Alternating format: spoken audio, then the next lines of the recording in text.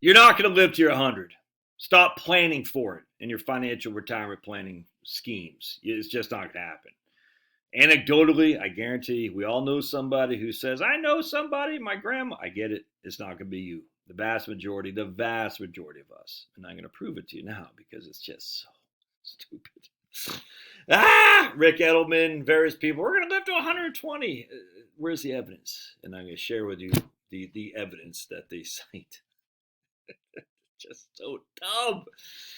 All right. So anyway, I came across this from Ed Jones, and I said and I deleted it, and I said, oh, let me guess, Ken Dykewald, and sure enough, the longevity and the new journey of retirement. Dude, this is in Ken Dykewald. I don't know how he gets affiliated with these. He gets contracted with these firms. I could have sworn back when I was at Smith Barney, he was part of us doing the same thing. It's what, 15, 8, almost 20 years ago now. The co-founder and CEO is a PhD. So PhD at AgeWave. I got no qualm with Ken Dykewald. I don't care. It's the same. Now Ed Jones is contracting with him. I'm sure Ken Dykewald has been with Merrill Lynch. I'm sure he's been with Smith Barney. I'm sure he's been with, you name it, everyone under the sun.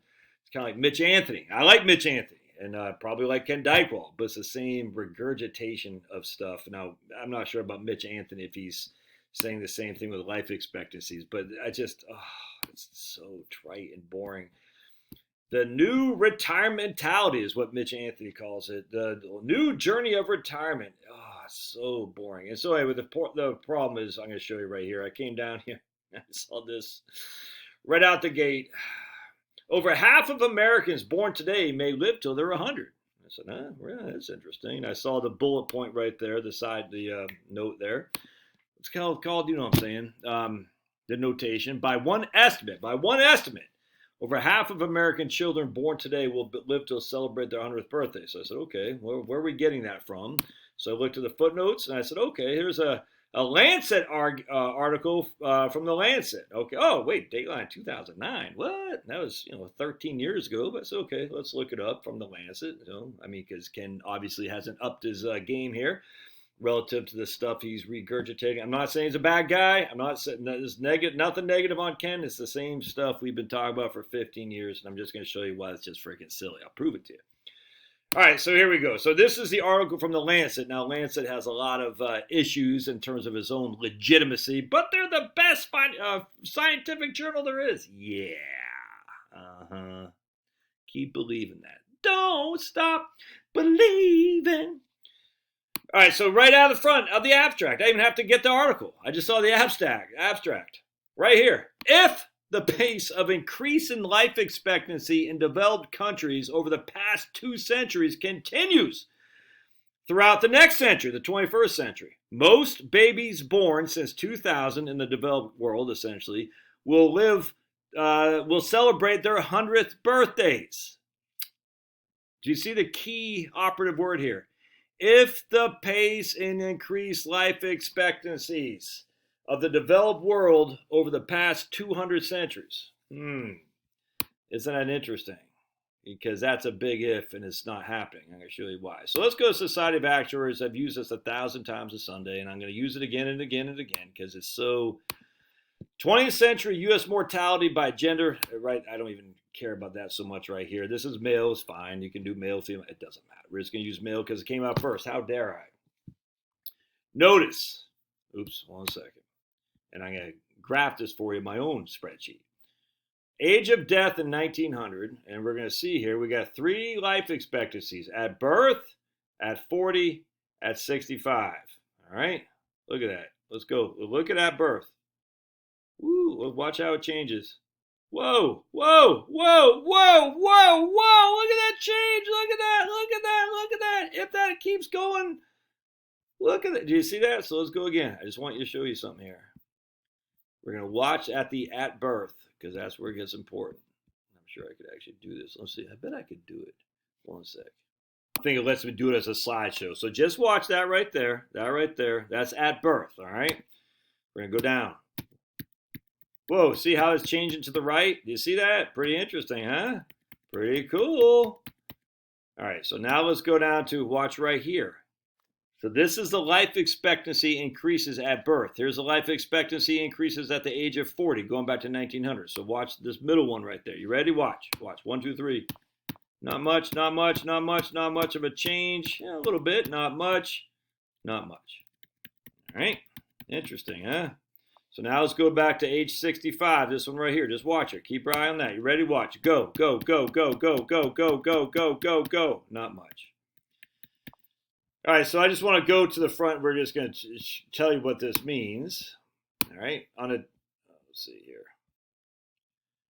Out of a typical group of 100,000 people who died, the height of the blue shape is the number who died at a given age, right there. For example, in 1900, a little over 13% of deaths were infants. 13% of deaths were infants who died in their first year. That means a little over 13,000 of every 100,000 people who died were infants. Another example, out of every 100,000 people who died, about 500 were age 20. All right, so age 20, 500 died. Babies, 13,000. Question the audience, out of every 100,000 people, how many were 55-year-old who died? All right, so the graph will show you at 55, about 750 people died who were 55 years old. Was it 55 or 50? 55. So of 100,000 people who died, 13,000 were babies. So 500 were age of 20. 750 were 55 years old. All right, let's keep going. For people who survived till age 40, the life expectancy was 68. In our 21st century perspective, there's much more meaning. This is a much more meaningful measure to age to measure, because in most pension plans, or retirees, considering about retirees, most participants younger than 40 change jobs before reaching retirement age. Or for you, you don't care because you've well survived into your 50s and 60s. For those who survived to 65, the life expectancy was 77. The most common age of death in 1900 was 72, the peak of the mountain right there, the most common age. All right, so let's go. I want to show you my table here. All right, so we're going to look. So life expectancy at birth in 1900 was 48. Life expectancy at birth in 1910 was 52. We've gained, look at that, in 4 decades, we gained 12 years, or 25%. We had a 25 increase in life expectancy at birth, for babies at birth. How much do we have from 1900? If you're born at 50 years old, we had a 2. We only went up by 2 over 68. 2 divided by 68. We only had a 3% increase of life expectancy in those 4 decades. If you survived to your 40, you only had 3% more life expectancy from 1900 till 1930, where you had a 25% increase life expectancy for infants. Here, if you're 65, you had no increase in life expectancy. None whatsoever. None. 77 at 1900, 77 at 1930. Isn't that crazy? All right, let's keep going. So now we go from 48 to, in 60 years, we're at 70. So here, the life expectancy for infants increased by 46%. The life expectancy for 40 years old increased by, was that 68? 8.8%. The life expectancy for people 65 increased by 3%. I hope you see where I'm going with this here now. All right. So now the life expectancy increased total from 1900 to 2020. It was up 30 years for babies, which meant over the last century, 120 years, the life expectancy for a newborn baby has gone up by 62.5%. The life expectancy for a 40-year-old has gone up by 12, divided by 68, has gone up by 17%. That's not a huge issue. The life expectancy for a 65-year-old has gone up by, what's that, about 10%? 9%. That's it. That's it. The most common age of death has gone up because as people age, they die sooner. And again, another reason to plan until you're even 90 is somewhat suspect, because most people, if you're surviving until you're 65, you're going to die by the time you're 86. So I just want to chart you here. So this is what that article is talking about, this right here. We're going to say, let me just go back. And this is why it's so freaking stupid, man. 1 second, right here. Over half of Americans today may live to 100. And then we're going to go to the right here. And if the pace of increase in life expectancy continues from over the last 20 years, or last 2 decades, well, that pace is already leveling off, man. Look at that. Huge gains from 1900 to 1950. And then right here is just leveled off. Isn't that crazy? Is that pace going to continue? Look, no, check that out. From 1980 till 2020, 40 years, the average increase in life expectancy for babies has gone up by 5%, 5.4 to be exact. The average life expectancy for someone who's 40 has gone up by 3.8%. The average life expectancy for someone who is 65 has gone up by 3.7%. That's it. The average most common age has gone up by another 3%. So you can see we have this huge leveling off of life expectancies. So what you would do is, of course, you get rid of the low-hanging fruit right here in particularly, and you say, okay, from the last basically 60, 70 years, the life expectancy is decelerating, man. It's not accelerating, it's decelerating. It's increasing, but at an increasingly low clip. You're not going to live to your 100, man. You're just not going to. The low-hanging fruit is gone. You know why? Because we got it. Because a guy named Ignaz Semmelweis. Here, The Doctor's Plague, Germs, Childbed Fever, and the Strange Story of Ignaz Semmelweis by Sherwin Newland. And I bought this 2013.